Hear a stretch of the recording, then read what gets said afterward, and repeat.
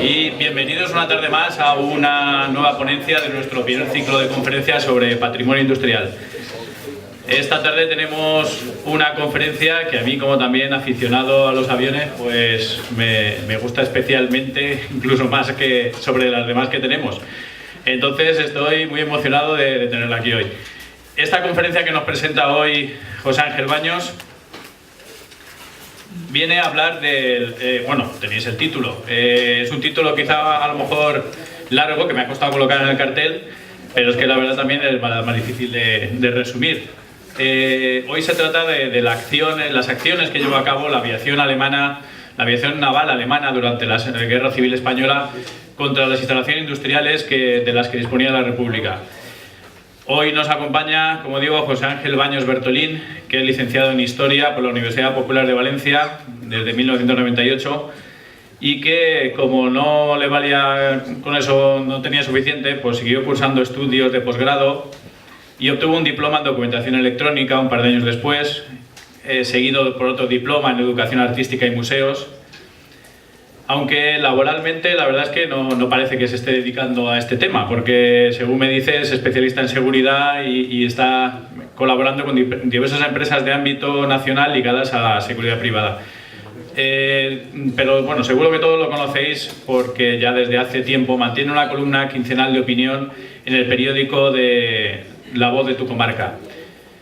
Además, está muy vinculado desde hace ya bastantes años al Centre d'Estudis del Camp de Morvedre, una entidad también cultural que todos ya habéis oído y conocéis, y que se dedica a la investigación histórica, local, geográfica y medioambiental. Y ha colaborado también precisamente en el Centre d'Estudis. El último año está en el Consell de Redacció de la revista Brasal, una publicación muy importante que emana precisamente de este colectivo.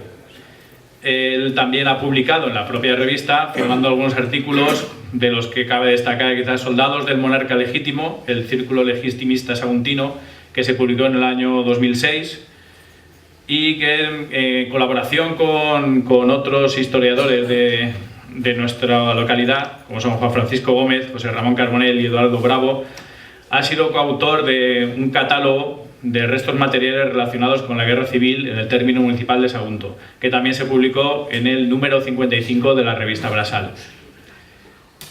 También participó como autor, junto con otros, en documental sobre la fortificación de la línea del Palancia, que tenía el título Resum dels treballs de fortificació sector quart de la línia del Palància, gener de 1939, y que fue publicado también en el número 58 de la revista Brasal. También en ese mismo número, como no se cansa, pues publicó otro artículo titulado Reconeixement fotogràfic al voltant de Port de Sagunt, panoràmiques aèries en temps de pau, 1932-1933. Actualmente, como le he dicho también al principio, como no se cansa de hacer cosas, no tiene bastante, pues está estudiando también un módulo de grado superior en integración social y compagina todos esos estudios y todos esos artículos con esta conferencia y este tema que nos va a presentar hoy. Este tema que nos presenta hoy deriva de un artículo que él mismo publicó junto con otros en el año 2004, también en Brasal, el número 30, que se titulaba La AS-88 sobre Sagunto, 1937-1939, efectos de los bombardeos alemanes durante la Guerra Civil Española.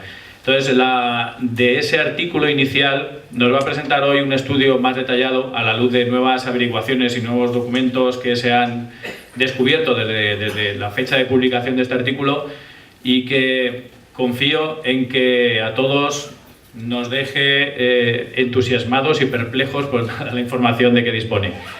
Como siempre, yo me voy a bajar para poder ver la conferencia desde abajo. A lo mejor en algún momento te tengo que decir, como en otras veces, que se me acaba la batería y tengo que parar la cámara. Ya te avisaré. Y nada, pues como siempre, muchas gracias a todos por asistir y vamos a oír la conferencia.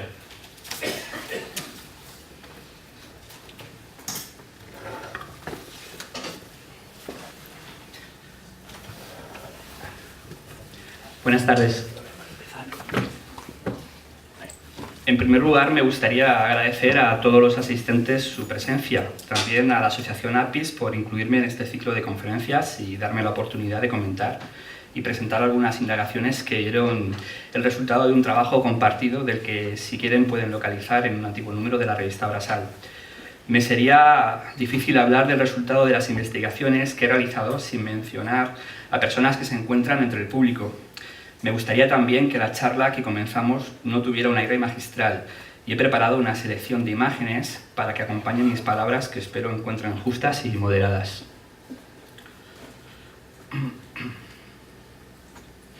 Hablaremos, en primer lugar, de temas generales relacionados con la guerra civil y la factoría, para posteriormente examinar la actividad aeronaval. Finalmente comentaremos la operativa de la Escuadrilla Naval Alemana y los daños ocasionados en las instalaciones industriales.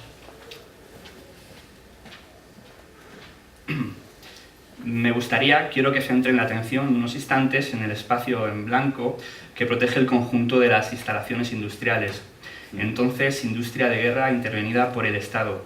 Servirá para ilustrar la idea del secreto que debía ser mantenido y guardado con celo en todas las operaciones industriales que se realizaban en el interior de las instalaciones por razones de seguridad y confidencialidad.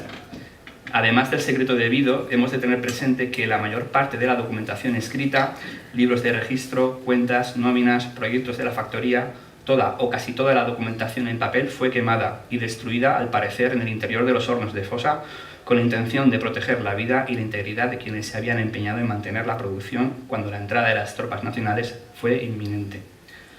Pese a la acción destructora del fuego, se conservan los libros de registro de movimientos de buques, libros de caja, pero la situación actual de los fondos del archivo industrial no permiten la consulta de dichos documentos ni otras indagaciones. La pérdida casi total de la documentación de la fábrica número 15 de la subsecretaría ha obligado a los historiadores a acudir a fuentes de información alternativas con las que paliar el vacío.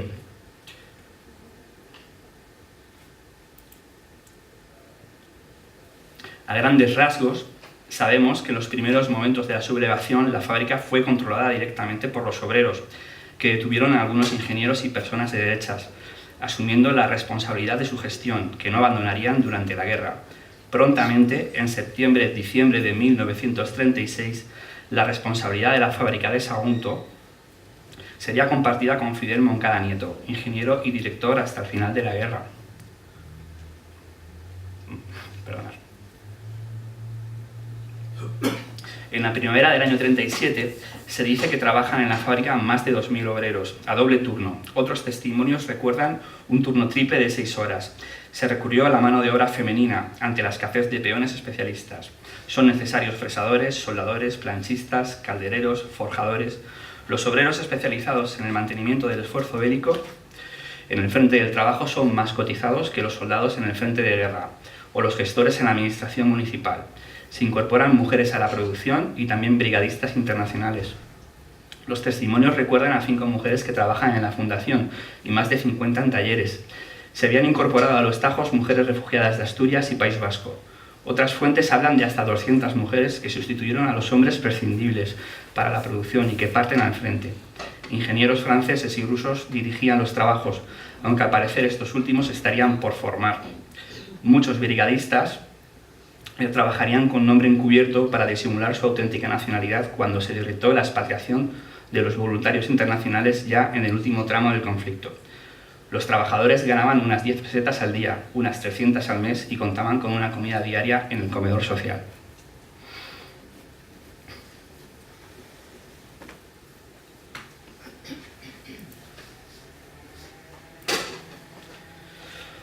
El esfuerzo y la dedicación de los obreros fue reconocido en múltiples ocasiones, pero especialmente en junio de 1938 por su comportamiento ejemplar, recibiendo la visita del presidente Negrín, quien estuvo acompañado por los generales Miaja y Rojo.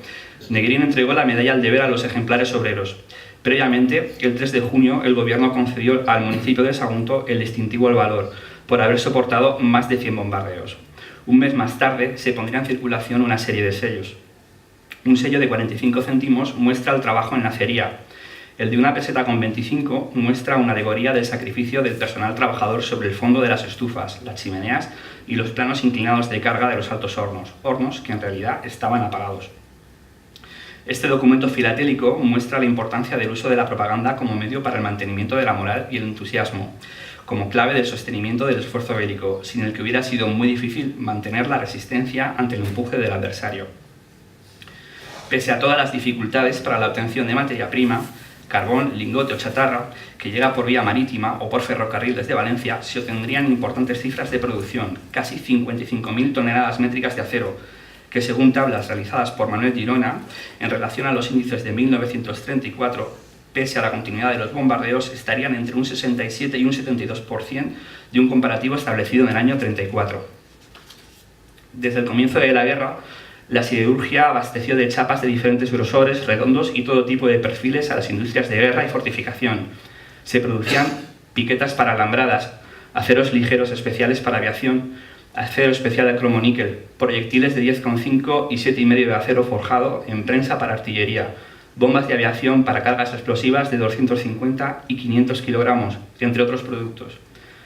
Fue tal la presión y la continuidad de los bombardeos sobre las instalaciones de Sagunto que la pérdida de Castellón el 14 de junio de 1938 precipitó el traslado de los talleres a Cieza a Ascoi. El traslado se realizó empleando camiones y el ferrocarril. Fueron trasladadas familias enteras que seguirían a un conjunto aproximado de 600 trabajadores. En Cieza, los talleres mantendrían similares valores de producción a las semanas de haberse efectuado el traslado.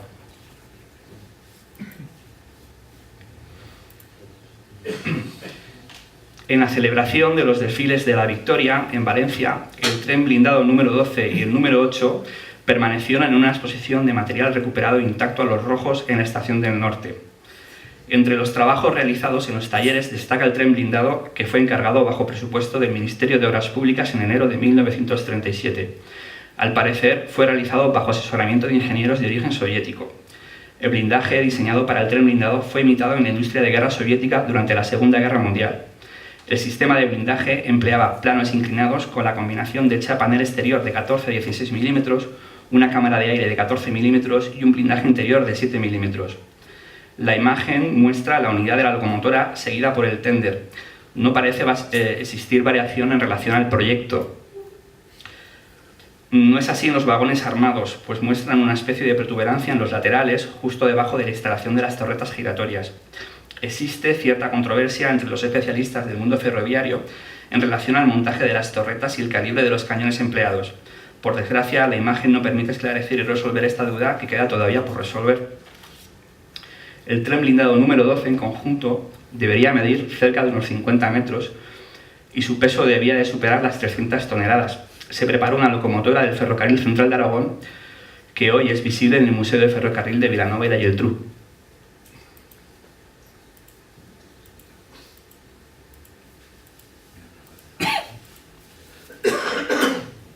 He realizado este montaje con un conjunto de capturas obtenidas de una película propagandística de 1937, que son tomas del interior de las instalaciones de Unión Naval de Levante.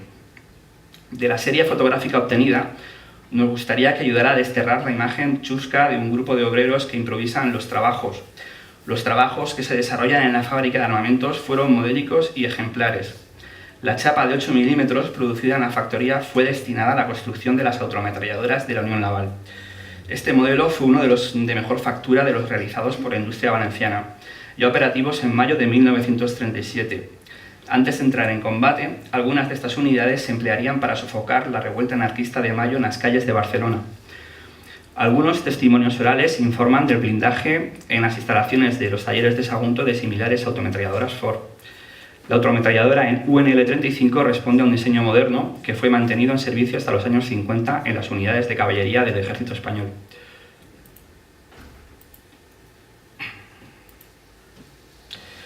En abril de 1938, la escritora, letrista de tangos y periodista argentina vinculada al Socorro Rojo Internacional, María Luisa Carnelli, visitó Sagunto y Puerto, dejando crónica exacta y detallada de todas sus observaciones. Voy a leer un poquito. Vamos recorriendo hoy las calles del puerto, la fábrica, el muelle, camino silenciosamente siguiendo un itinerario de casas derruidas a centenares por los aviones extranjeros y por las baterías de los barcos facciosos. 3 días antes de ser hundido en memorable combate, el Baleares bombardeaba el puerto de Sagunto. Lo que antes fuera activa población obrera, rumorosa como un colmenar, se torna en determinadas horas del día y de la noche en un apagado haz de calles y sombras, silenciosas. Solo el rumor del oleaje contra el muelle y dentro de la fábrica, el ajetreo incesante de los tornos, las ruedas, las poleas y los engranajes. La mayor parte de la población se ha desperdigado por los campos vecinos y duerme allí en las noches bajo techumbre del cielo acribillado de estrellas. El teatro de los obreros ha sido traspasado por una bomba, las humildes casitas descascaradas o deshechas, las casas adquiridas a 12 o 14 años de plazo mediante préstamos usurarios. Entre las nubes negras densas como el humo que sube los altos hornos, vuelan los aviones facciosos, amenazadores y siniestros. Una chimenea ha sido abatida. Con estallido de metralla y de odio ha desgarrado una bomba un extremo del cuerpo vivo de la fábrica. Pero no importa, sus obreros lo han dicho. Mientras quede una chimenea en pie, seguirá produciendo la siderurgia de Sagunto. La dedicación de los obreros de Sagunto para con la resistencia, el valor del trabajo y la lealtad para con la República fue recordada desde el exilio por quienes compartieron aquellos mismos valores. A mediados de los años 50, desde el exilio argentino, María Teresa León dedicaría una hermosa página en su novela Juego Limpio a su paso por la fábrica de armamento, al frente de las guerrillas del teatro. ¿Os acordáis cuando fuimos a Sagunto y aquella representación memorable dentro de un taller de altos hornos del Mediterráneo sobre una plataforma de tren? La planta siderúrgica había resistido bombardeos innumerables. Los aviones venían del lado del mar, de las Islas Baleares, descargaban sus bombas y regresaban a sus bases de las islas gobernadas por un conde italiano. Los obreros de los altos hornos eran el orgullo de la clase proletaria, nuestro propio orgullo. Seguían en sus puestos. Para ellos no era una simple consigna resistir. Resistían junto a sus martillos y fraguas, junto a sus coladas de mineral y sus hornos.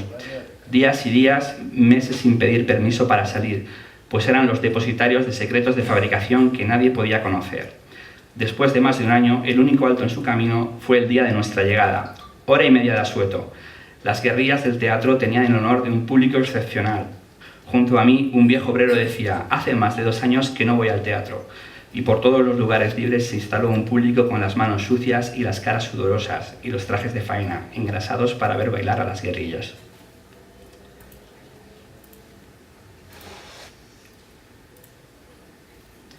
La guerra naval ha sido muy poco estudiada en la costa de Sagunto.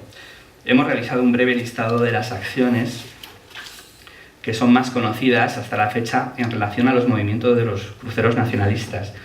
Después haremos alguna puntualización. El 26 de junio de 1937, el crucero Canarias atacó las instalaciones industriales en 2 ocasiones. El 2 de julio de 1937 vuelve a atacar el crucero Canarias, Sagunto y Castellón. El 22 de febrero de 1938 se produce un ataque naval conjunto de los cruceros Canarias, Baleares, Almirante Cervera y los minadores Vulcano y Júpiter, en coordinación con varias unidades de la aviación legendaria italiana, que obtienen un blanco perfecto sobre el carbonero francés Prado. El 28 de julio de 1938, nuevamente la división de cruceros cruza frente a nuestras aguas. De lo dicho, podría desprenderse que no sería hasta junio de 1937 cuando el crucero Canarias hiciese su primera aparición en nuestras aguas. Pero no sería cierto, pues hay constancia escrita de la deriva en las aguas del Golfo de Valencia del crucero el lunes 5 de octubre de 1936. El marino y falangista Álvaro Fuentes dejó testimonio.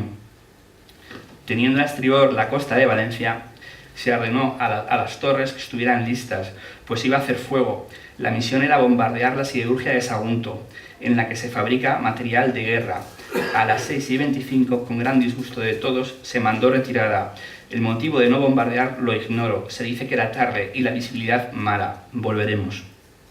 Aquellos marinos, a bordo del crucero Canarias, retornaron, aunque otros frentes y campañas, Málaga y el Cantábrico, los retuvieron hasta la siguiente visita, algo más de medio año después, y al 27 de junio de 1937.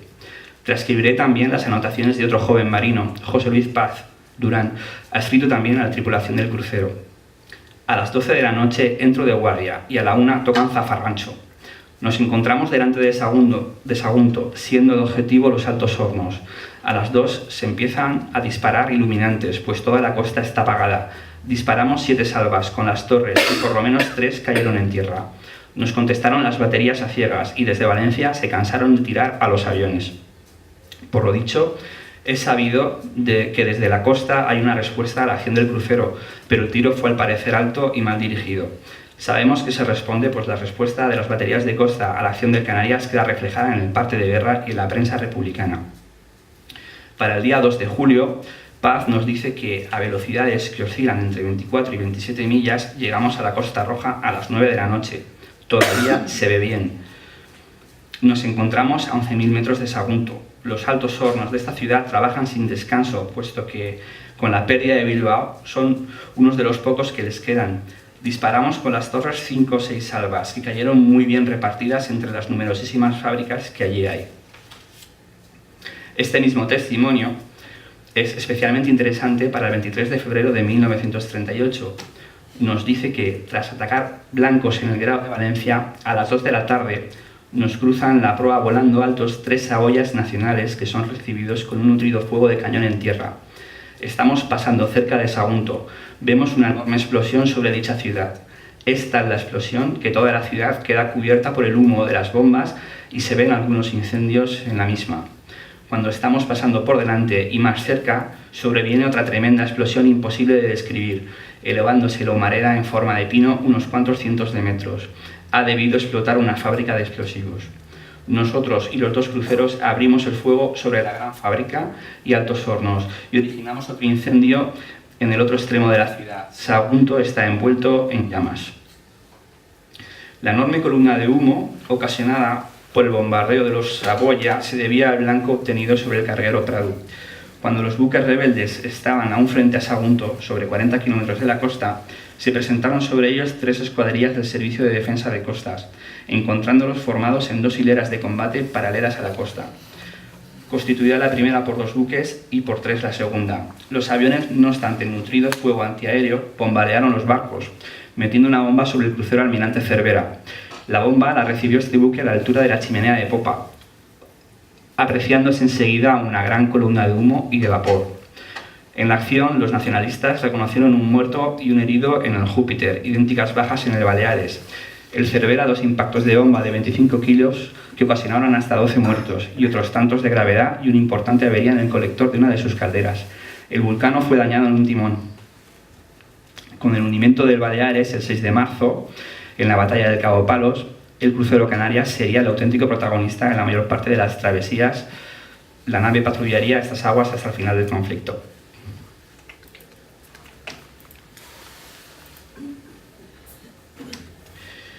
La presencia de una pequeña escuadrilla de caza italiana en la isla de Mallorca evitó que la isla quedara bajo control gubernamental en los primeros compases de la guerra.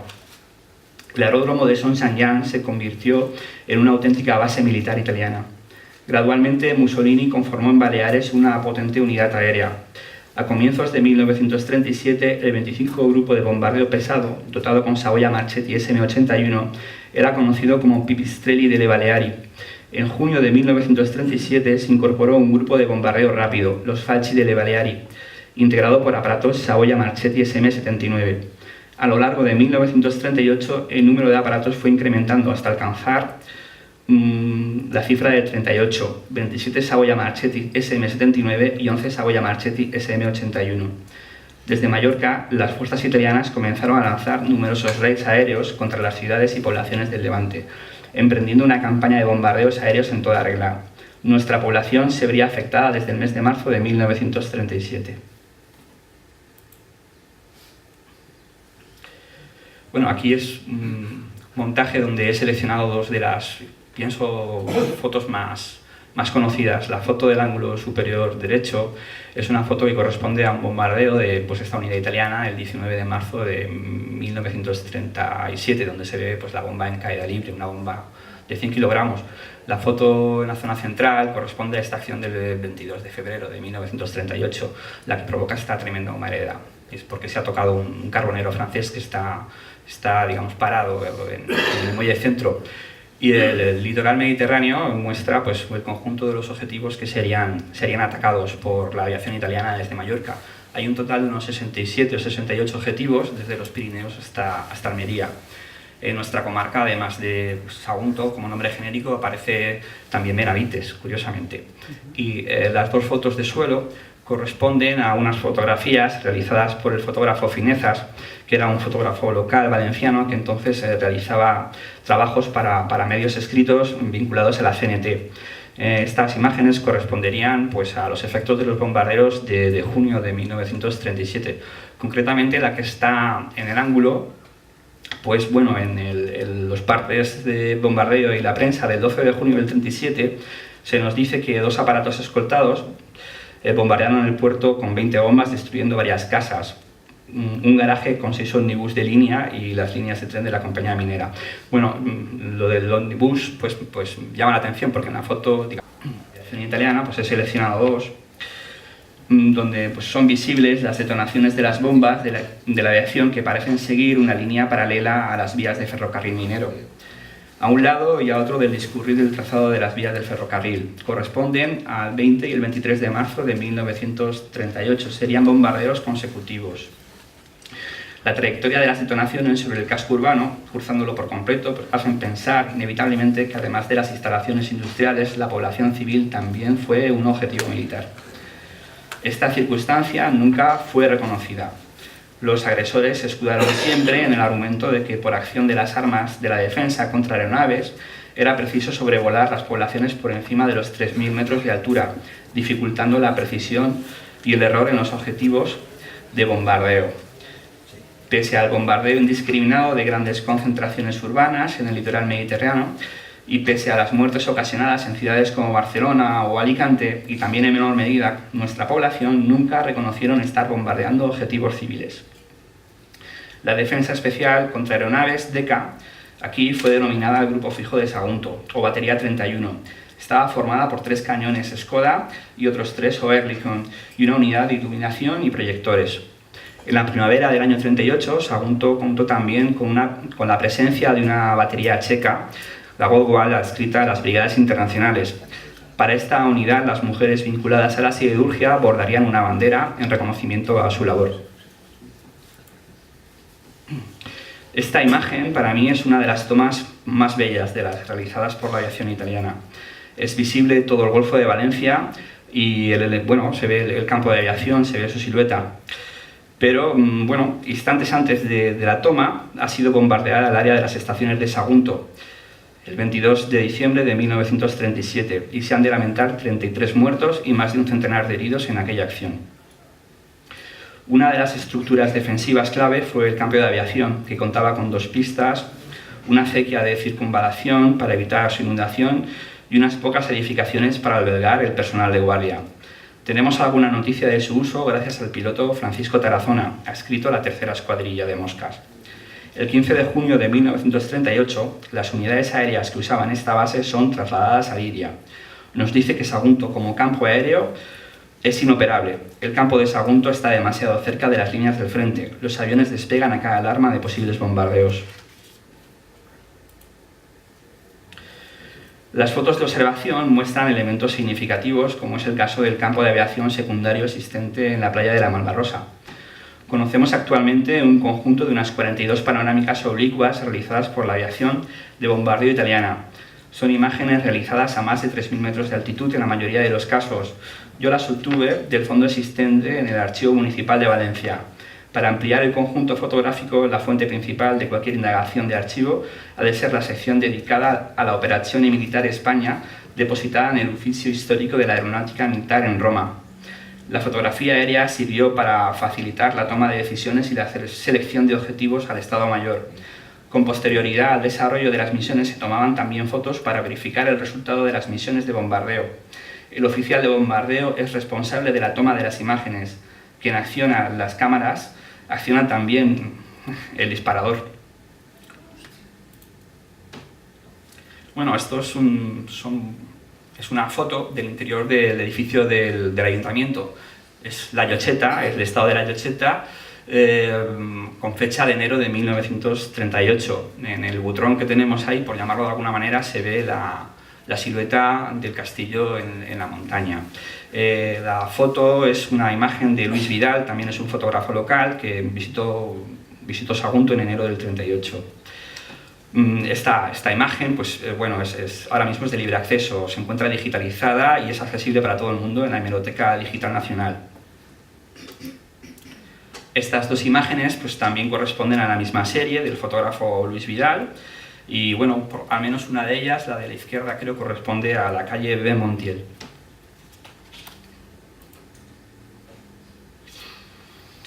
Por la continuidad de los bombardeos, la guerra no es una experiencia distante para nuestra ciudad. Ya entrado el año 38, los raids aéreos se verán intensificados. El frente terrestre amenazará el área de Sagunto. A mediados de abril, las fuerzas nacionales alcanzarán el mar por Vinaroz. Comienza entonces una nueva campaña, una lucha de desgaste. Desde els Ports, el Maestrat y también la costa se movilizan varios cuerpos de ejército que tenían como misión, junto a las fuerzas que avanzarían desde el Bajo Aragón, tomar Valencia. Se decidió intensificar al máximo los trabajos de fortificación entre los ríos Millars y Palancia, movilizando a más de 6.000 hombres y a la población útil menor de 45 años que no estuviera ocupada en las tareas agrícolas o la industria de guerra. Se habilitó para comienzos de junio la línea XYZ, con 14 puntos de resistencia desde Almenar a la Llosa, el Pico Nevera al sur de la Vall d'Uixó y Alfondeguilla, Eslida en el Espadà. La línea atravesará el Alt Palància, después alcanzará la comarca del Serrans por Andilla y sube de nuevo por Abejuela, para concluir al sur del Rincón de Ademuz, en los centros de Arcos de las Salinas y Santa Cruz de Moya, en Cuenca. Castellón caería el 14 de junio.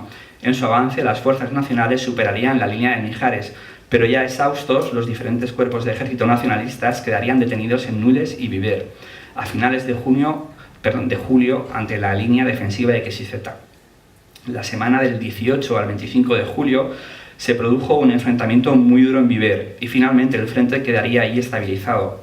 Las fuerzas republicanas obtuvieron una victoria defensiva, pero la práctica totalidad de la provincia de Castellón y el Bajo Aragón se han convertido en un sangriento campo de batalla. A lo largo de la campaña de Levante, los bombardeos se recrudecerán y serán masivos. Otras poblaciones se verán también muy afectadas. Entonces se dan órdenes para la voladura de carreteras para entorpecer el avance de las fuerzas nacionalistas y se prepara la fábrica para una eventual voladura, ante la previsión de la caída en manos de los rebeldes. Se ordena el traslado a Cieza de las instalaciones que puedan transportarse. Entonces se reconoce la actitud de los obreros de Sagunto, que a pesar de las bombas continúan en sus puestos de trabajo cuando la caída de Castellón es inminente.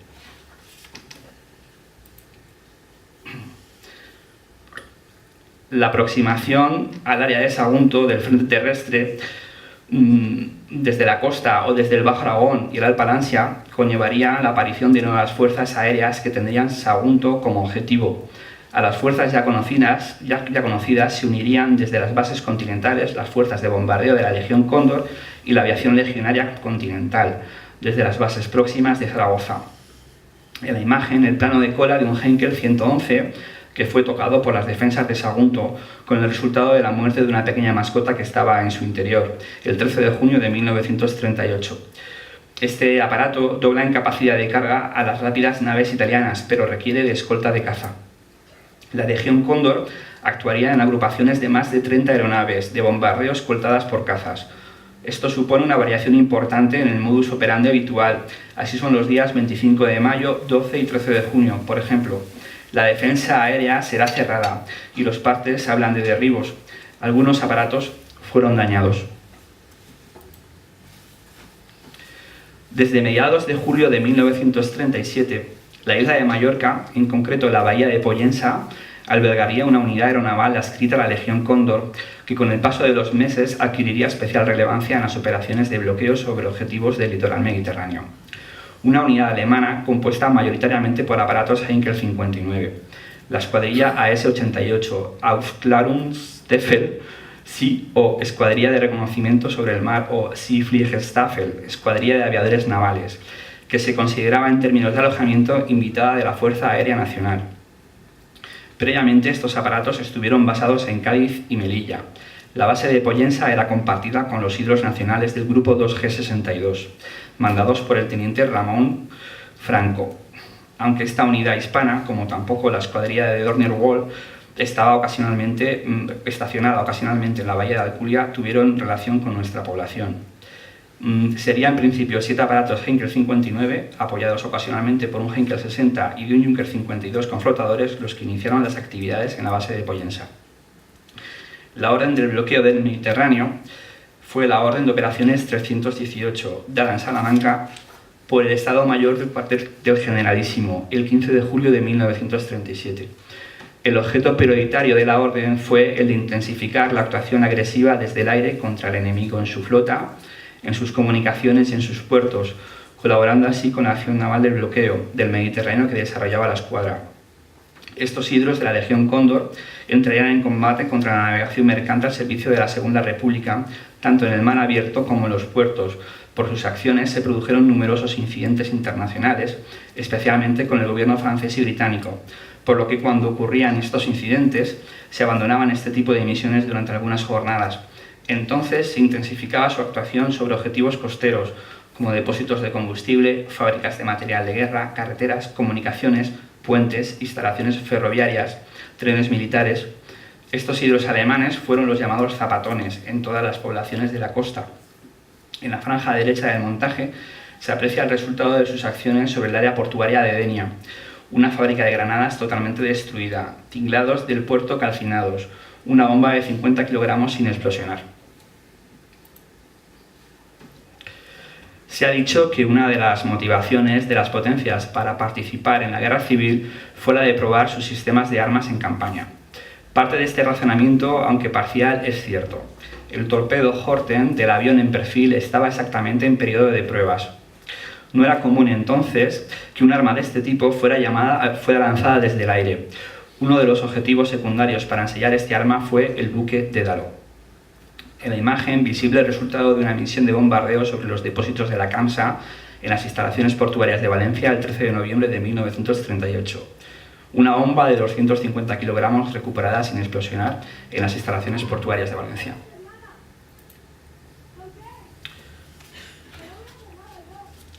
Además de armamento defensivo, el Heinkel 59 demostró ser un aparato versátil, pese a que siempre se le consideró lento y anticuado. Por su escasa velocidad parecía un blanco fácil para las defensas antiaéreas, pero podía cargar desde un torpedo aéreo, entonces todavía en pruebas y fase experimental, a 4 bombas de 250 kilogramos o 2 de 500, o 20 de 50 kilogramos. Contaba como armamento defensivo con 3 ametralladoras MG de 7,92 milímetros y un cañón en la proa de 20 milímetros que solía usar contra los cazas republicanos. Recordamos noticias del Zapatones asediando la actividad agrícola local. Cumplidos sus objetivos principales en el área, en vuelo de observación armada, hostigaban el trabajo de labradores y paisanos. Hay noticias del abandono de los cultivos, noticias sobre carretilleros ametrallados, acequias bombardeadas, para lo que empleaba sus armas automáticas. Contamos con algunas notas que hablan de las acciones llevadas a cabo por esta agrupación aeronaval, como por ejemplo, el día 22 de junio de 1938, el aparato con matrícula 531 atacó con 2 bombas de 250 kilos con intervalos de 15 metros a 80 metros de altura un velero que se hallaba a 1000 metros en la bocana del muelle del puerto de Sagunto. Una de sus bombas cayó en el agua y otra sobre el objetivo, originando una fuerte explosión y una llamarada de 150 metros de altura. Es probable que el velero transportase un cargamento de combustible. Hubo respuesta antiaérea. En la secuencia fotográfica se aprecia que una de las bombas de 250 cae al agua, la segunda impacta sobre el objetivo y se observa que el velero explosiona provocando una inmensa llamarada de 150 metros. En el marco superior derecho de la imagen se aprecian las instalaciones portuarias del puerto de Sagunto y la sobra del Monte Picayo.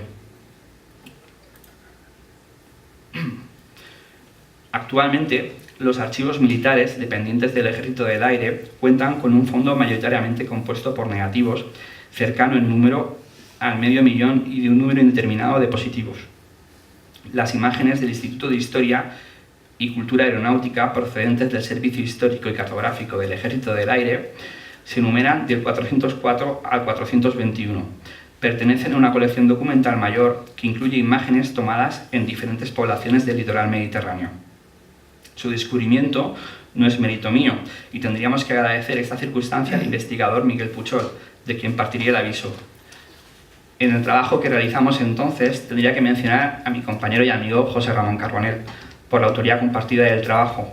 En la parte que me toca, entonces traté de comparar la serie fotográfica con el repertorio fotográfico de la Fundación Industrial a través de sus publicaciones. Algunas de las fotografías que presentamos vienen datadas sorprendentemente el 28 de marzo de 1939 y los primeros días de abril de 1939, con el fin de estudiar los efectos de las misiones de bombardeo de la S-88. En cada uno de los sobres individuales que contienen las placas originales de las imágenes se refleja la asignatura LC 1939 BA Pollensa, Legión Cóndor 1939 Base Aérea de Pollensa. La serie incluye destrozos en el malecón, una segunda foto de destrozos también en el malecón, una bomba de 250 kilogramos sin explosionar, la antigua gerencia destruida, el portaaviones Dédalo, destrozo en el puente y parque de Carbones, impacto en el interior de los talleres de calderería, aspecto de la techumbre del taller de calderería, interior del taller de calderería, destrozo en el muro de talleres, destrozos en los hornos de acero, destrozos en el taller de fundición, aspecto de las cocheras de altos hornos, almacenes destruidos en la estación de ferrocarril de Sagunto, fábrica de maderas y conservas, camión destruido. Los protagonistas de la serie son, por lo tanto, las castigadas instalaciones de la compañía siderúrgica y los almacenes ubicados en las inmediaciones de las estaciones del ferrocarril de Sagunto. No parece haber interés en mostrar destrucciones de los núcleos de población, a pesar de que fueran muchas y cuantiosas. Incluso a este respecto la selección de tomas nos parece poco objetiva, pues hemos documentado los daños económicos ocasionados sobre la factoría en el conjunto de las instalaciones y sabemos que las más castigadas fueron los talleres de laminación, las baterías de coque y subproductos, y estas secciones no se reflejan en la serie. Tampoco la central de fuerza, ni los altos hornos, ni otras. Hablamos de una colección de sentido documental que atribuimos a un grupo de militares auxiliares al servicio de la Escuadrilla de Reconocimiento y Bombardeo alemana adscrita a la Legión Cóndor. Ante la cámara aparecerá continuamente, en repetidas ocasiones, un personaje acompañado de paisanos, que sin posar parece concentrado en su trabajo provisto de un cuaderno de notas. En un plano de las instalaciones del complejo industrial, un plano del año 26, anterior a las acciones de guerra, pues hemos ido marcando, hemos ido enumerando cuál sería la posición de la toma de las imágenes. Tenemos el malecón, la antigua gerencia, el Dédalo, puente y parque de Carbones, etc. Estas mismas ubicaciones pues las he marcado con vectores de color azul, ¿vale? Las tomas se realizarían más o menos donde se encuentran esos vectores.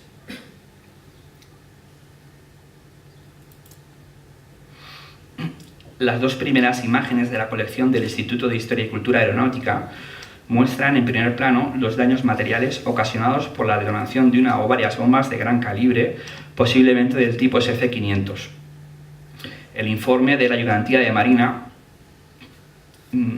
informa que los daños causados en el interior del puerto han sido notables debido a los bombardeos de la aviación. En el lugar llamado Cargadero Montacargas, y en la parte noroeste del mismo, una superficie del muelle aproximada de 60 metros de largo por 25 de ancho está hundida y desplazada al agua. El mismo cargadero fue averiado en consideración en una de sus cabezas. El mismo informe indica que por efectos de los bombardeos se produjeron más desperfectos, aunque de menor importancia en los muelles, pero que a día de la redacción de ese documento ya se estaban reparando. El mismo informe nos dice que en el muelle no se procedió a ninguna incautación de material ni sufrió daños durante el periodo rojo, si bien se construyeron parapetos y nidos de ametralladoras en el litoral y el interior del puerto en una distancia unos de otros de aproximadamente 1 kilómetro.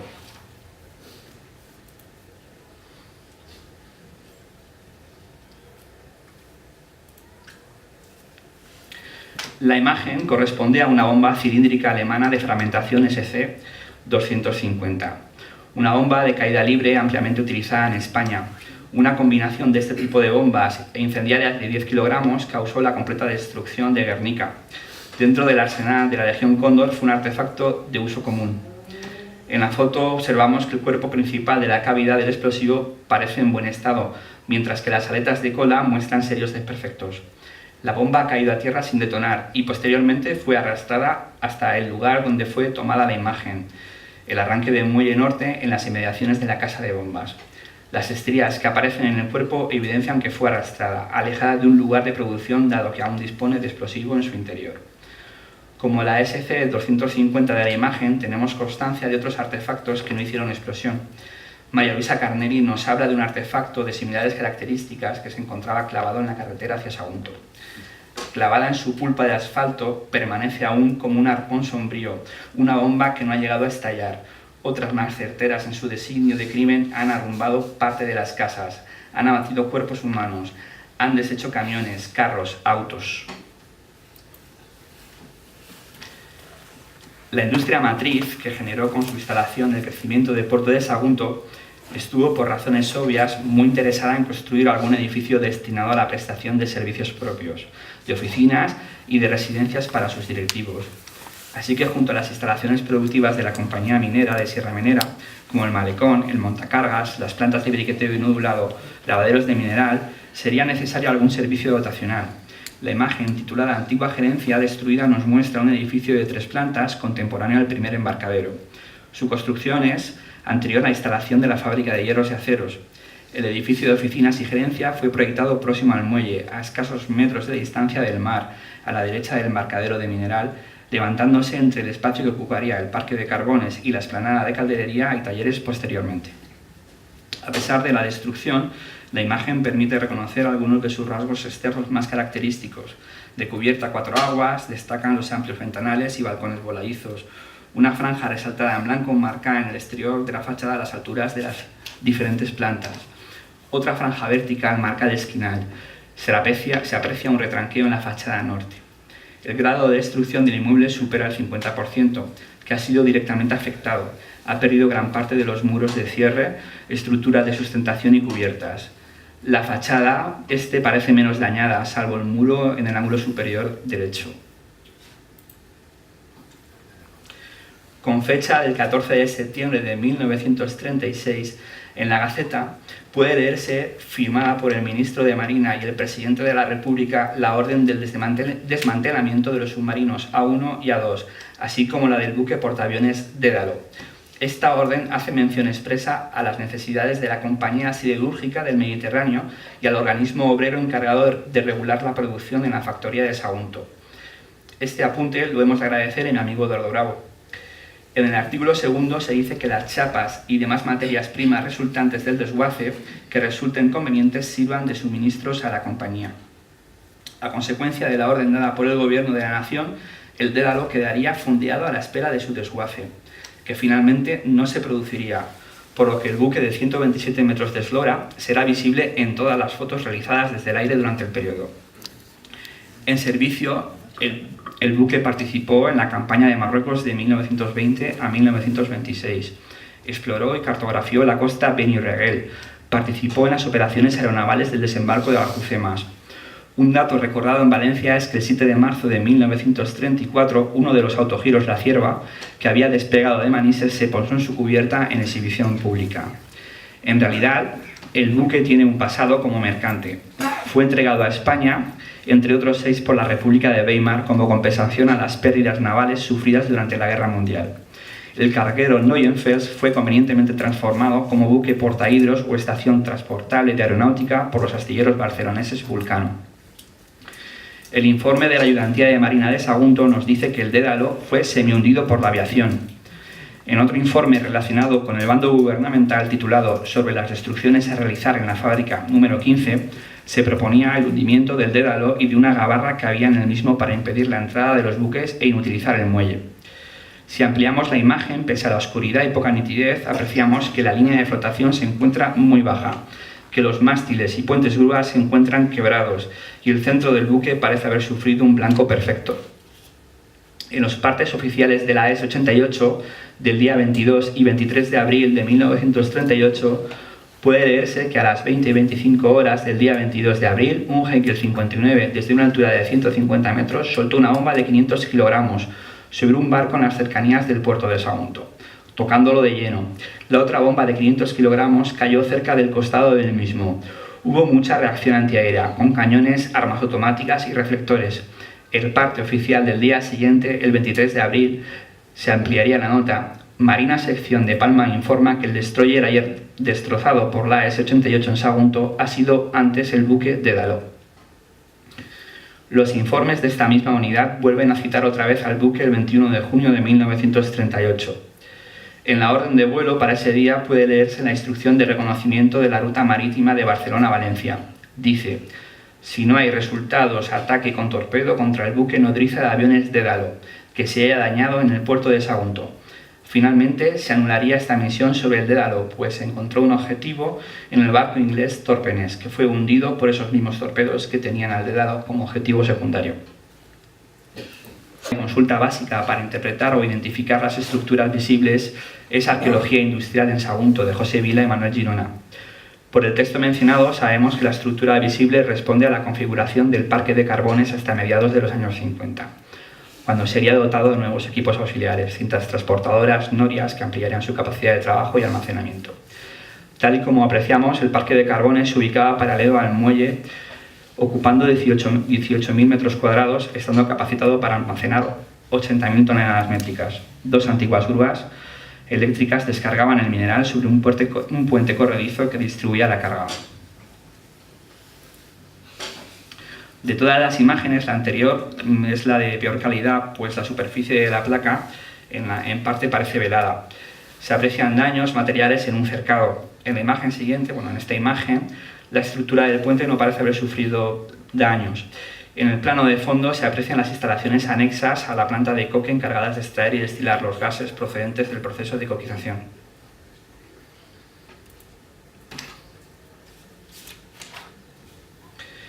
En la serie existen 3 imágenes tomadas en el interior de los talleres. En esta primera toma aparece un individuo uniformado en el interior de lo que parece un cráter. El personaje es un varón militar de complexión delgada que sostiene en las manos utensilios de escritura. Luce un uniforme de aviación del que destaca particularmente la cazadora, un gorro de 2 estrellas. Esta prenda, la cazadora, sigue el modelo italiano y llama la atención también, en el lado izquierdo de la prenda, la insignia del arma de aviación y una pastilla de color negro que indica la provisionalidad en el empleo como oficial. La provisionalidad en el empleo responde a la razón de que en el bando sublevado se requirió la presencia de un buen número de jóvenes oficiales, por lo que se requirió la aceleración de los programas de adiestramiento y la multiplicación de empleos. Por méritos de guerra, algunos de estos alféreces provisionales podían ascender a tenientes. Aunque por las ordenanzas de entonces ya se normalizaba el uso de prendas como la cazadora, sorprende que un oficial de servicio en tierra, en lugar de un traje de faena, vistiese una cazadora de vuelo. Esto es porque existía cierta anarquía y desorden en la uniformidad también dentro del bando nacional, especialmente en los de arma de aviación. Las imágenes siguientes muestran un aspecto hasta ahora desconocido de los talleres generales, sometida a múltiples acciones de bombardeo y desprovista de toda su maquinaria por el traslado a Cieza. El aspecto de la cubierta parece el de una de las naves centrales. Son importantes los daños causados en el armazón y la nave parece casi al cielo raso.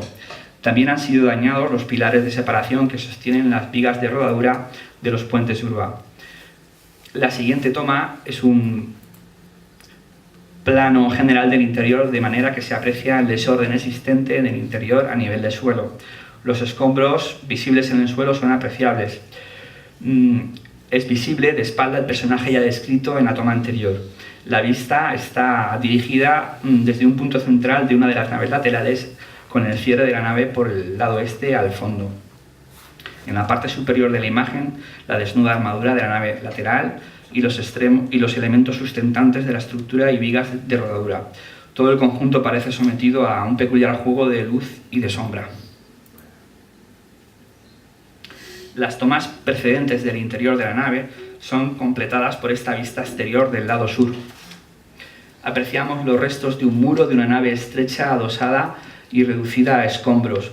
Los escombros, como ven, ocupan el margen inferior de la imagen y 2 figuras humanas, el militar ya descrito, que esta vez está acompañado por otro también con uniforme y gorro isabelino, emergen de la oscuridad. Una única toma que ha sido ampliada de la nave de la acería que se orientaba de sur a norte, desde la entrada, en la que se aprecian los daños en cubierta y cierres laterales. De un antiguo testimonio sabemos de los esfuerzos de los operarios, pues En la planta de aceros, cada vez que volaba la uralita era necesario reponerla para evitar que las coladas se reflejaran en el espacio y que fueran detectados por el enemigo. Tenemos constancia de daños más severos y de la paralización de la producción en algunos casos, con anotaciones para el bombardeo del 4 de febrero, en la que se dice que la nave de hornos de acero fue tocado el puente grúa. Se aprecia la división en el interior de la nave. El plano izquierdo está ocupado por los hornos Martin Siemens y la derecha por el patio de carga, donde encontramos las lingoteras. En el lado izquierdo, la imponente figura de una de las chimeneas que alcanzaba 45 metros de altura. Es sabido que de los 4 hornos Martin Siemens funcionaban solo 2, empleando cargas de chatarra y lingote. En esta imagen se aprecian los daños ocasionados en el muro de cierre sur y cubiertas de la fundición nueva. Además de la pérdida de los paneles de cubierta, se aprecia un impacto que parece directo en el revestimiento de la planta superior. El teniente de aviación aquí toma notas, acompañado por 2 paisanos. Se ven vehículos abandonados, endebles construcciones en ruina, un cráter, una línea verde formada por altos eucaliptos. La presencia de la línea verde, una garita que guarda un paso, nos indica la proximidad del casco urbano, del que incluso se adivina una estrecha callejuela, viviendas de cubierta a 2 aguas. Intuimos que este espacio debería de encontrarse en la prolongación de la actual avenida 9 de Octubre, que hoy comunica con Luis Endoya a través de una rotonda. Hoy localizamos en este espacio más o menos una gran rotonda con un eucalipto. El almacén visible fue propiedad de un exportador belga apellidado Saki, establecido años antes. Fue reconstruido. Actualmente este almacén ocuparía el espacio de los actuales almacenes Romu. Se aprecian impactos de metralla en la fachada de la nave central e importantes destrozos en la fachada lateral que dejan ver el interior del almacén. Contamos con anotaciones de los daños producidos en el entorno ferroviario y adyacentes. Hemos de decir que uno de estos almacenes, el de Meliá Carbonell, fue utilizado como depósito de municiones. Tenemos noticias del levantamiento de las vías en varias acciones, de la destrucción del muelle de carga de la estación, de la destrucción del despacho del despacho del jefe de estación y de un depósito de agua. En la reconstrucción posterior se evaluó que serían necesarias unas 800.000 pesetas para reparar 15 almacenes, necesarios para la reactivación económica, pues se esperaba que dieran trabajo a 3.000 personas. Este es el interior de una nave que debía también ubicarse en el área ferroviaria. Lleva por título Fábrica de Maderas y Conservas. No tengo más información de esta nave. Y aquí tenemos la toma que pudo haberse realizado a la altura de la estación de servicio situada frente a la estación de Renfe. Las casas del fondo pudieran ser recayentes actualmente a la avenida del País Valencià. El camión parece volcado. Puede que por una explosión, pero igualmente advertimos que su mecánica ha sido extraída y que, dada la escasez de repuestos y medios motrices. Tenemos noticia de que para el servicio de la fábrica de armamentos solo se contaba con 2 camiones y habían otros 2 en manos de las centrales sindicales. Existía una gran penuria en los medios de transporte.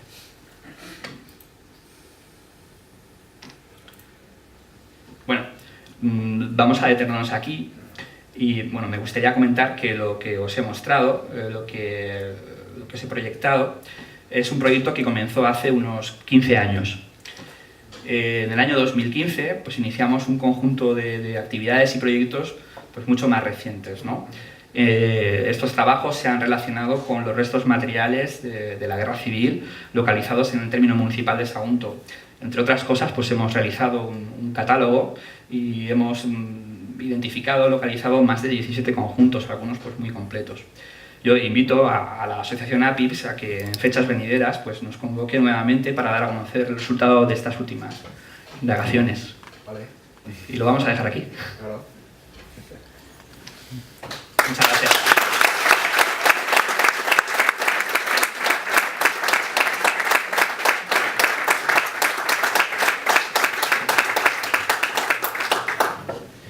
Pues muchas gracias, ya he visto impresionante la documentación que nos presenta José Ángel. Ahora, preguntas, comentarios. ¿Quién quiere abrir el fuego? Sería importante que la gente más mayor comentara lo que piensa. Estoy seguro de que hay personas de más de 80 años que tienen algo que decir y para mí sería valioso y para mis amigos también, o sea que esto es una ronda abierta de palabra. Aquí los catedráticos están entre el público. Yo, mientras se decide, solo quisiera preguntarte, ¿hay alguna reseña de que el campo norte, Sagunto Norte, se llegase a utilizar en algún momento? Pues por aquí está José Ramón Carbonell, que tiene información. Mi compañero está por aquí, ¿vale? Le podemos comentar alguna historia, ¿no? Porque resulta que sí que fue objeto de bombardeo, ¿no? Sí, de hecho, julio del 38, ¿vale?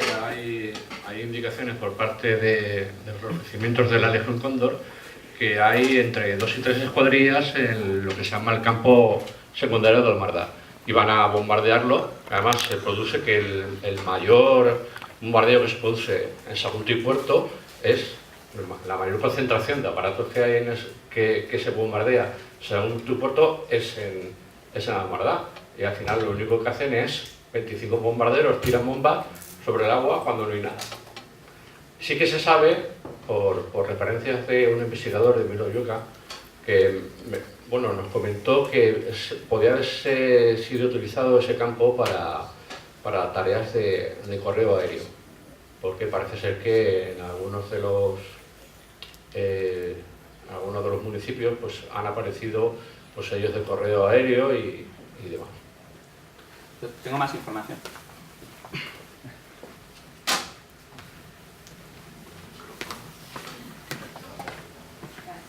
En un libro clásico de los años 80, donde hay muchas fotos, y por cierto he utilizado algunas de ellas, de Rins, creo que es, se habla de una posible utilización de señuelos en ese campo de aviación. Hay fotos aéreas muy distorsionadas, que apenas se permite ver el detalle, pero como que hacían pensar que ahí habían aviones estacionados, cuando a lo mejor pues eran señuelos.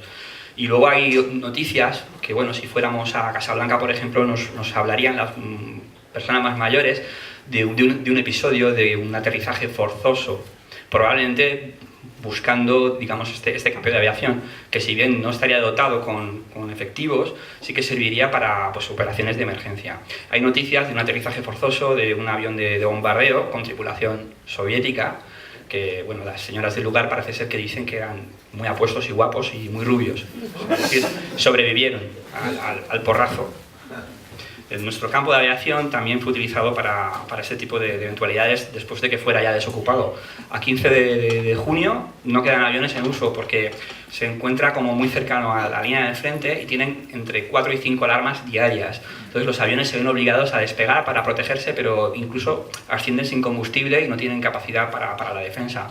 Entonces el Estado Mayor decidió trasladar esas escuadrillas a Liria, donde pues, había, digamos, más capacidad de reacción. Luego también, al estar tan cerca de la factoría, era un objetivo también, de hecho es bombardeado. En el libro de Tarazona, que yo fui piloto de cazarrojo, pues, se habla de un episodio de que es bombardeado e incendiado, entonces, por esa proximidad a la fábrica. De hecho, a mí me sorprende porque la ubicación del campo de aviación dependió más del Consejo Municipal que de la Fuerza Aérea.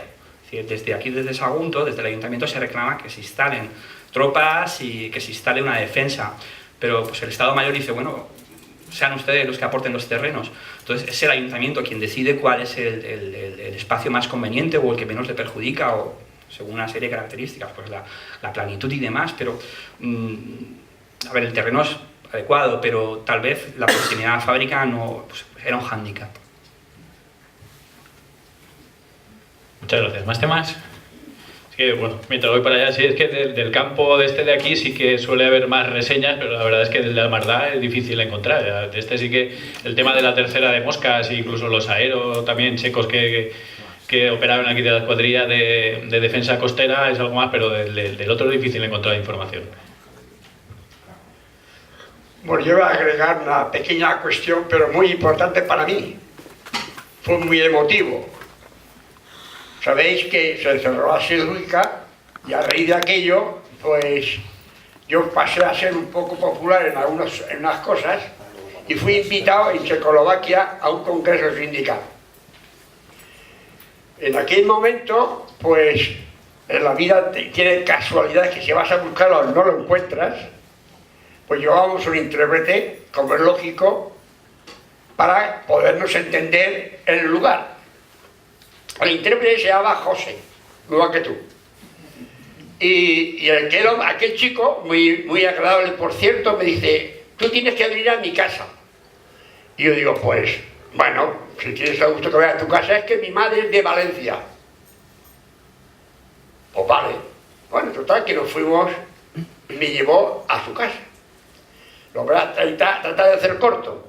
Me lleva a su casa y la mujer, al decirle el hijo que yo la de Sagunto, pues lo primero me habla en valenciano y yo aún lo dominaba un poco y le contesto. Y empezamos a hablar. Y el marido estaba presente, que también me lo había presentado, que era el padre del chico, y me dice, pues yo estuve en la guerra en Sagunto. Digo, pues muy bien, gracias. Le dije yo, claro, ¿qué iba a decirle? Dice, yo pertenecía a la Brigada Internacionales. Yo estuve en las ametralladoras al lado del horno alto. Las estufas, allí estaban las ametralladoras antiaéreas. Que venían, esa aviación que tú has salido de Pollensa, que yo estaba allí en la mili, y me contaba, quiero irte desde la casualidad, y esta mujer era de la finca La Roja de Sagunto de Valencia, y ahí se hicieron novios, cuando se retiraron las brigadas internacionales, ya se fue casada con este hombre. Y fíjate, qué casualidad, que en Eslovaquia encontramos yo esta cosa. Por eso digo que era una curiosidad anecdótica, pero interesante arreglo a lo que has comentado. Podemos comentarte algo. Vale, muchas gracias.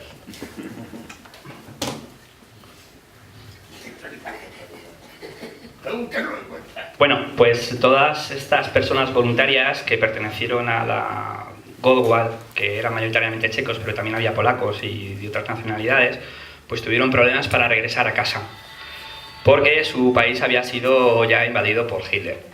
Bueno, esto no fue todo. Cuando al final ya los soviéticos pues ocupan Chequia, pues en un comienzo digamos que tienen unos años de libertad, unos 3-4 años, pero luego tuvieron serios problemas, porque se impuso el estalinismo más duro y muchos de ellos fueron, digamos, denostados. Entonces, hay personas que hoy en día, actualmente, después de pasados los años, tratan de restaurar su honor, ¿vale? Porque eran personas que valía la pena recuperar. Y bueno, puedo decirte que aquí ha venido gente, pues periodistas interesados sobre la historia de estos brigadistas. Nosotros tenemos como recuerdo, como documento, que las mujeres vinculadas a la siderurgia bordaron una bandera en su honor. Hay fotografías, no las he traído, bueno, ya están vistas, yo cualquier día se las puedo enseñar. Hay un conjunto de 4 fotografías realizadas por Finezas, que están en la Biblioteca Valenciana, donde se ve claramente esa bandera y donde se dice de los obreros de la siderurgia de Sagunto a la Goldwall. Se puede leer perfectamente. Se hizo con ellos cuando se despidieron de Sagunto, porque se fueron más o menos pues, a finales de junio, creo. Los desplazan a otro punto, creo que están en la Malvarrosa. Entonces hay una delegación de aquí de trabajadores y gente del comité que se desplaza a la Malvarrosa para darles aquella bandera. Entonces para ellos parece ser que fue un acto pues, muy sentido. Hubo hasta un partido de fútbol y bueno, hubo también una paella. Quiero que hable Juanfran porque él ha estado en contacto con periodistas que han venido desde Chequia para interesarse.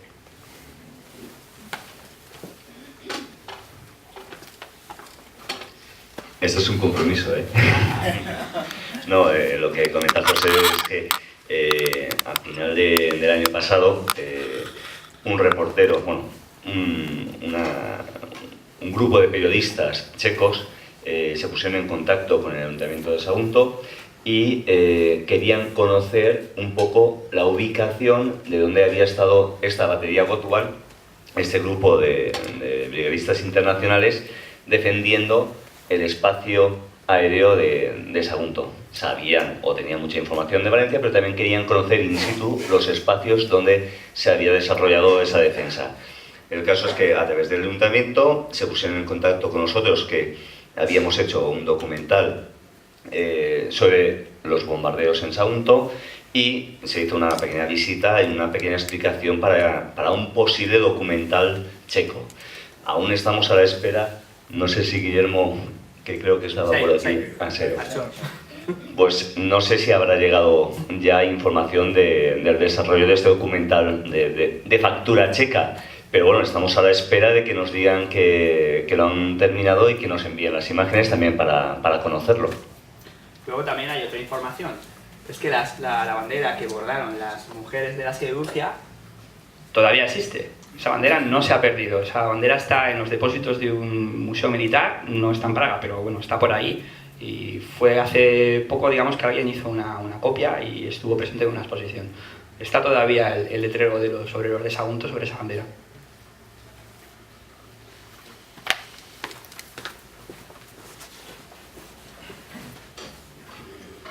Bueno, yo solo, José Ángel, a ti, a Carbonell, Juan y a Eduardo Bravo, daros las gracias por el gran trabajo que estáis haciendo.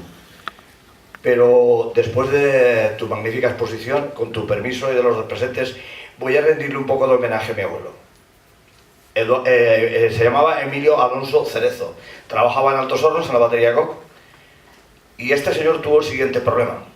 En julio del 39 se derriba un avión nacional, un caza, en Sagunto ciudad, donde está la Plaza del Pi. No sé si alguien conoce Sagunto en ese aspecto, donde está la Plaza del Pi, el barrio de Santana, la Plaza del Pi. Eso era una parte de huertos muy grande, y ahí derriban un avión nacional. El piloto cae, está herido y cae ahí. Mi abuelo vivía pues a unos 200 metros de donde cayó el piloto este. Entonces lo que hace es ir a por él, lo recoge y se lo lleva a casa. Lo lleva a casa y lo escondió. Lo escondió en casa, y mi madre, mi abuelo, mis tías, la abuela, bueno, pues entre todos lo curaron. Era un piloto catalán, y hasta que lo pusieron verdaderamente para poder salir de casa. Pero claro, apareció la persona que tenía que aparecer.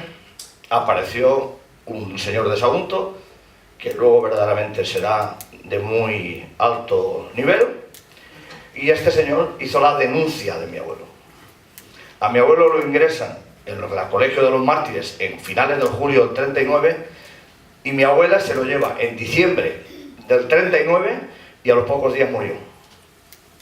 Le habían metido tan semejantes palizas que vamos, a los pocos días, antes de terminar en diciembre, el abuelo murió.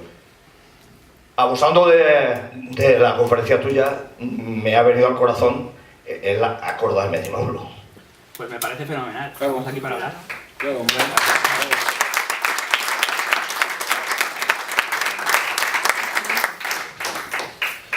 Nada, comentar que la batería Volwa se hizo un homenaje a estas personas que defendieron Altos Hornos cuando los bombardeos, y ahora mismo hay también, aparte de que se hicieron conferencias y se puso esta bandera, que es una copia de la que hay actualmente cerca de Praga, hay una calle que es una extensión de San Juan de Austria, creo que es, una extensión donde actualmente están las vagonetas, está la gasolinera, y a partir de hace un año o así también lleva el nombre de calle Batería Wolwall, en homenaje a los brigadistas que defendieron Altos Hornos. Entra dentro de la toponimia del municipio. Adelante. Hola, buenas tardes. Yo siempre he oído decir que los bombardeos trataban de paralizar la producción, pero no querían la destrucción de la factoría. ¿Es eso cierto o era más obra de los antiaéreos, de la imprecisión de los bombardeos con la tecnología de la época? Vale. Yo te diría... Después te hago otra pregunta. Vale. Yo te diría que una cosa es querer y otra poder. ¿Vale?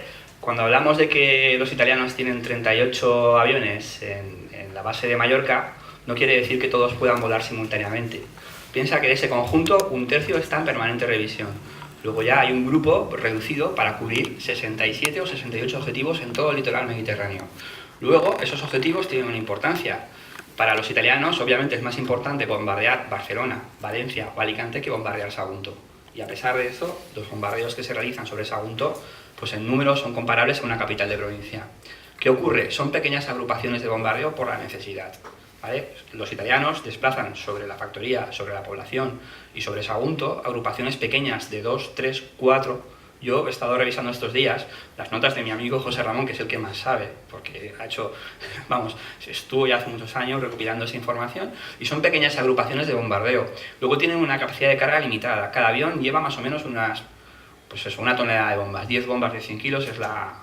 ¿vale? Estas bombas tienen una capacidad de destrucción importante, pero son, digamos, acciones limitadas. Limitadas en cuanto a la capacidad de acción. Pero más que nada es porque, digamos, que esa capacidad que ellos tienen la tienen que repartir mucho, ¿vale?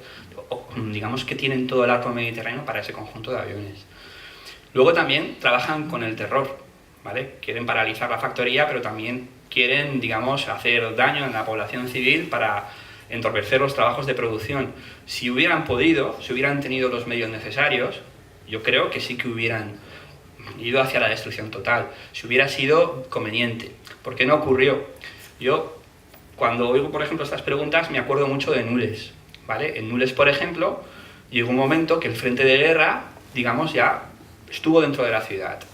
Pues ahí ya se desplazaron las fuerzas aéreas necesarias para dejar el casco urbano completamente destruido. Luego se puede hablar de la acción de los rojos que dinamitan iglesias y demás, pero los italianos sobre ese punto, vamos, prácticamente borraron la ciudad. Son episodios de bombardeo que quedan un poco, pues, ocultos, porque al poder tampoco le ha interesado, digamos, evidenciarlo. Lo que hicieron sobre Alcañiz fue una cosa similar. Es decir, claramente cuando necesitan destruir un punto, lo hacen. ¿Por qué no ocurrió aquí? Pues no ocurrió porque el frente de guerra no llegó a tocar, el frente de guerra terrestre no llegó a tocar nuestra población. Si el frente de guerra hubiera superado esa línea que es IZ y hubiera llegado acá, si los republicanos se hubieran empeñado todavía en resistir, Sagunto hubiera sido destruido, como lo fue Nules.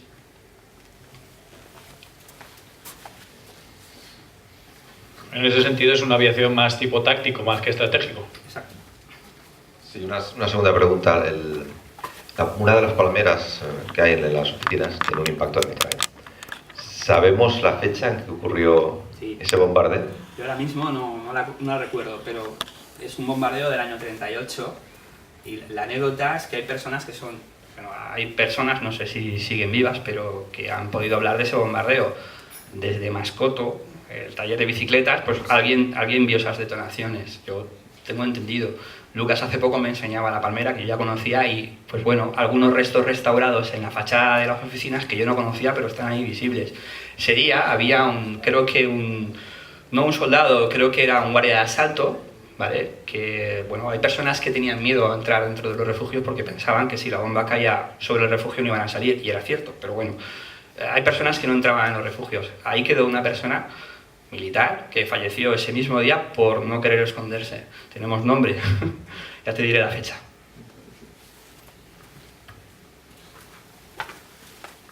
Yo quisiera hacer una pregunta más que a José Ángel, más hacia el público también. Seguimos adelante con los trabajos investigando el periodo de los 3 años de la Guerra Civil. Y hay una cuestión que nosotros vamos recopilando información a partir de testimonios. Y, por ejemplo, la cuestión de la ubicación de los refugios que se hicieron en la población. Es decir, poder marcar en un mapa, aquí había un refugio, fuera colectivo o fuera familiar, o fuera algo particular. En Sagunto hemos tenido la posibilidad de visitar y de entrar en varios refugios particulares. Esperemos que eso tenga una pronta visualización en el documental que estamos llevando a cabo. Pero del puerto, que sí sabemos, por ejemplo, algún refugio en fábrica, cuando se desmanteló, nos falta más información de ubicaciones, dónde marcamos la X del refugio. Y eso es una pregunta que yo hago ahora abierta para que todo el mundo que tenga constancia lo pueda comunicar.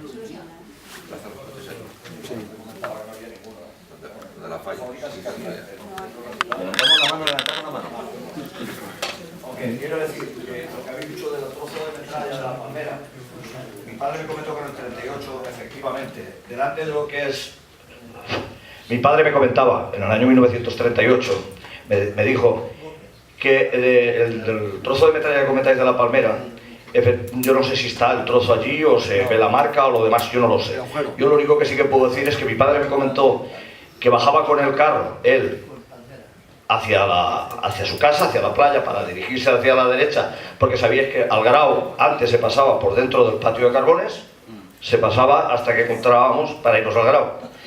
Iba con el carro y tuvo que saltar del carro porque la bomba cayó justo enfrente mismo de lo que era el economato y la puerta de fábrica. Le mató al macho y al carro lo hizo tabaco, mató a otra persona, que no sé si a lo mejor puede ser el militar que estáis comentando y demás, y la explosión se hizo allí. Entonces, en el tema de refugios, mi padre me comentó que en la ciudad, aquí en el puerto, él nunca me comentó que había ninguno aquí. Sí que había uno en el Grau, que ya lo conocéis de sobra, el que está bajo la torre medieval, que se hizo, la gente que vivía en el Grau lo hizo allí. Ese, los que están en baterías de costa, y luego los que habían en fábrica, que eran los que la gente solía ir a acudir a reabastecerse. Había, yo me acuerdo de 2 o 3. Cuéntanos. Uno estaba en la Plaza de los Coches, está. Hoy 1 de mayo, y está ahí. Esto lo rellenaron, taparon, solo se tapó en el 50 o 52 cuando me marché a la mili. Y otro detrás de la iglesia Begoña, entrando a la cooperativa, y otro que no me acuerdo bien, había otro más, pero ese no me acuerdo bien, Yo recuerdo 2 más. ¿Tú sí? No sé por por qué. dilo. Vale. Yo me acuerdo, hay 3, o 4. En una de las bocacalles que desemboca en la actual Plaza Rodrigo, creo que había un lavadero que tenía por nombre El Corralón. En El Corralón se habilitó algo similar a un refugio. Vale, cerca de la Plaza Rodrigo, ¿vale? Había un espacio que se conocía como El Corralón. ¿Vale? Ahí se habilitó algo similar a un refugio. Sí, Vale. eso también lo conocí. Me pegaba a la calle ese borde. Vale. Luego también lo que es la casa... Ese no era refugio, eso era Algo, una cueva. algo preparado. Es que ese tipo de construcciones endebles nosotros las hemos podido ver ya en casas particulares y claro, se hacían ese tipo de construcciones pues porque no había medios materiales para hacer realmente auténticos refugios de hormigón, pero existían en el puerto algunos más. ¿Vale? Yo tuve la fortuna de hablar con una persona que no está y me llegó a decir que en la calle Libertad o Poeta John Bar del barrio obrero habían 2 personales habilitados, refugios de familias que habían habilitado allí, que bueno, la gente se cobijaba. Luego también hemos tenido constancia documental, porque están los informes que se hicieron en los años 40 en el Colegio Público Mediterráneo, lo que es el Convento Viejo, ahí debería haber algo, porque hay constancia documental. Luego en la Casa Noguera, que aquello se convirtió en un hospital, porque se hizo un hospital de sangre. Fue de guerra, ya de guerra. Vale. Allí deben haber, en algún sitio, no sé dónde, pero también habían al menos 2 refugios. Y más. Pero el refugio más gordo era el de la plaza. Sí. Ese estaba lleno de Claro. carriles cruzados, así. Ese se hizo con material No, ese estaba hecho a conciencia. con bomba. Pero yo le voy a contar que cuando nos hemos interesado por el tema y hemos estado revisando las actas municipales, hemos encontrado que hay una gran penuria para obtener material, sobre todo cemento. Hierro, sí, pero cemento es que no había. El cemento, para mi sorpresa, venía desde Buñol a carretadas, porque no había ni siquiera camiones para traerlo. O sea, el cemento era escasísimo y de hecho los refugios llegan tarde. Los refugios se comienzan a construir ya casi metidos en el año 38, cuando ya ha venido lo peor. O sea, el peor bombardeo, o en cuanto al número de víctimas, se produce en la estación de Sagunto. El día 22 de diciembre, bueno, por esa acción de los bombarderos italianos, mueren 33 personas y hay más de un centenar de heridos. En esa fecha, los refugios todavía están por construir, ¿vale? Por lo menos en Sagunto. Aquí en el puerto, bueno, está la fábrica y probablemente ya había incentivado esa construcción. Sabemos que los empleados y las empleadas de fábrica tenían como una de sus obligaciones trabajar en esos refugios como si fuera una tarea más de su trabajo.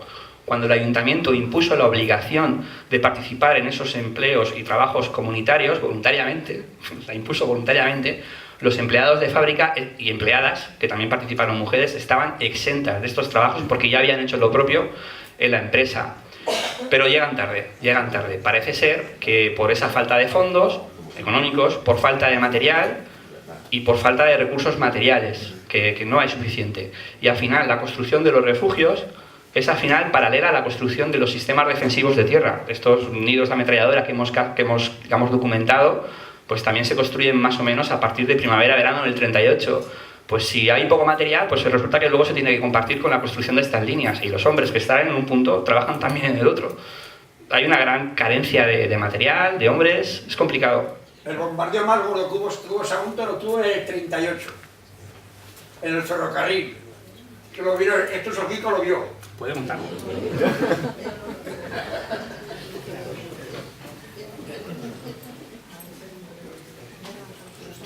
Yo soy muy viejo, eso creo.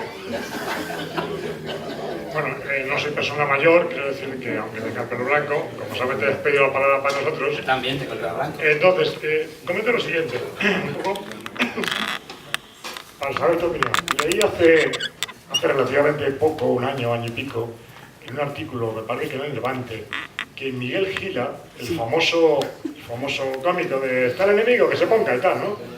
Era conductor de coche o autobús, sí. Y entonces relataba su experiencia, que estuvo a punto de morir porque los zapatones, ¿no? Los famosos hidroaviones que tú has citado antes, perseguían esa carretera, evidentemente. Entonces, cuando no tenían nada mejor que hacer, pues veían cualquier coche, cualquier luz y los ametrallaban o los bombardeaban. Entonces parece que Miguel Gila pues, se libró de milagro de uno de estos ataques. Si confirmas esa información mía. A ver, yo te puedo contar lo que cuenta Gila en sus memorias, ¿vale? Y a mí me interesó mucho esta noticia porque también en los foros de discusión salió el tema de Gila. Curiosamente ese libro yo, de casualidad, se lo había regalado a mi padre hace muchos años, porque es un personaje que a mí me ha gustado siempre, por esto del casco y el teléfono. Y bueno, a ver, lo que dice Gila tiene una parte que es verosímil y otra que no lo es, ¿vale? Gila cuenta que tiene un problema en el frente de Extremadura y que se salva de un fusilamiento. Bueno, ese extremo no lo he podido comprobar, no, tampoco lo he averiguado. Sobre el tema de Sagunto, ¿dónde está la parte real? Vale, él es conductor de camiones, pues me lo creo, esto es creíble. Él desplaza munición para abastecer las baterías antiaéreas en Sagunto, me lo creo. Como desplazaba munición por toda la costa de Valencia, hacia Teruel y donde tuviera que ir. Esto me lo creo. De hecho, pues la DECA fue el arma contra aeronaves fue una sección, digamos, autónoma, no dependía ni siquiera del Ejército del Aire, fue autónomo, tenía medios relativamente modernos y se puso mucho empeño en defendernos de estos aviones, porque a diferencia de los italianos, estos eran muy osados. Claro, los italianos iban a 3.000 metros de altura, iban muy rápido, lanzaban sus bombas y desaparecían. Pero es que los zapatones, pues no, los zapatones eran como muy osados, descendían a cotas visibles, el personal de suelo incluso podía distinguir a la tripulación, luego ellos actuaban con muchas hazañas sobre los carreteros, sobre agricultores, como he dicho, y bueno, eran una amenaza de orden público, ¿no? Había que luchar contra los zapatones. Entonces se llegaron a comprar muy buenos medios, muy buenos camiones sobre los que se ubicaron, se emplazaron pues ametralladoras y cañones rápidos para combatir estas naves. Estos camiones, bueno, pues tenían como misión ir patrullando también por las carreteras para, en un avisto, pues ir detrás de ellos y dispararles. ¿Qué ocurre? Pues pese a los medios puestos, pues era bastante difícil que el camión y esto llegara a tiempo. ¿Qué ocurre? Pues Gila probablemente, pues como estaba dentro del mundillo de los antiaéreos, tuviera pues constancia de estas historias y él sabía lo que eran zapatones, pero claro, él cuenta de que en un momento dado pues estaban preparando una paella y que llega un zapatones y que los dispara. ¿Esto es creíble? Vale, es posible. ¿Que les jode la paella? Pues también es probable. Pero que Gila él solo cogiera el cañón, se pusiera a disparar y derribara un avión, pues yo no me lo creo. Y además, la coletilla final es que luego habla de que, bueno, del accidente de aviación que tuvo Mola. Perdón, el accidente de aviación de Mola es del 36, la acción de los zapatones hasta julio de... No es verosímil, es un chascarrillo más. Que bueno, pues muy lucido, tiene sus bases de realidad, pero es un chascarrillo.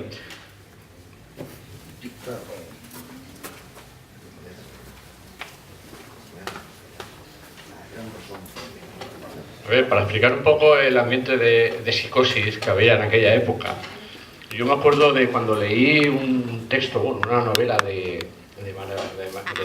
María Teresa León, ¿vale? la novia esposa de Alberti, le decía que en un momento cuando van hacia Sagunto para hacer esa obra de teatro que José Ángel comenta, cuando salen de Almenara, iban con todas las luces apagadas, no había ni una luz, ni nada por el estilo. Iban con un poquito de miedo porque tú podías encender un cigarrillo y eso ya era suficiente para que te llegara un avión y te ametrallara sin ningún tipo de problema. Porque de hecho la mayor parte de los camiones que hacían esos recorridos nocturnos iban sin luces para que no les vieran. Pues vieron que desde la negrura de la noche venía hacia ellos, por la carretera, una cosa de color negro. Claro, ellos en dirección hacia ellos.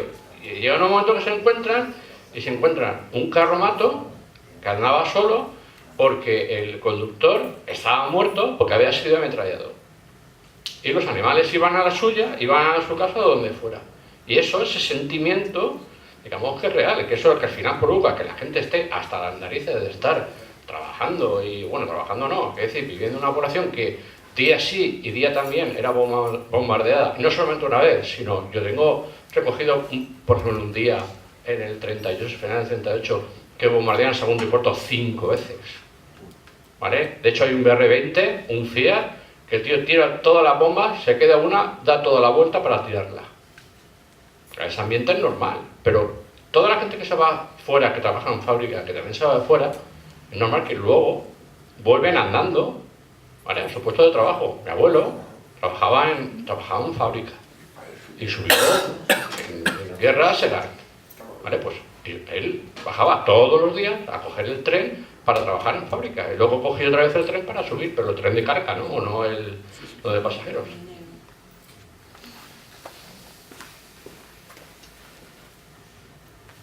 Bueno, pues como veis, un tema muy interesante y que se agradece también mucha participación, como además está pidiendo José Ángel. Yo creo que ya va siendo hora de que vayamos cortando antes de que nos echen. Entonces, pues bueno, una vez más agradeceros a todos la asistencia. Como solemos hacer, le vamos a regalar también a José Ángel una plaquita en recuerdo, que ahí está el palito para luego ponerlo de pie. Y bueno, como ya he dicho antes, impresionante toda la documentación, ha sido muy interesante y se agradece también mucho la intervención del público. Os emplazo para la próxima conferencia, que la próxima será el día 12, si no me equivoco, el día 12 de junio, que esta vendrá a cargo de Miguel Ángel Martín, de la Asociación AMIMO, sobre el papel de la ciudadanía en la recuperación del patrimonio industrial y la memoria obrera. Y una vez más, como ya habéis visto, súper interesante, súper detallado y muchísimas gracias, José Ángel.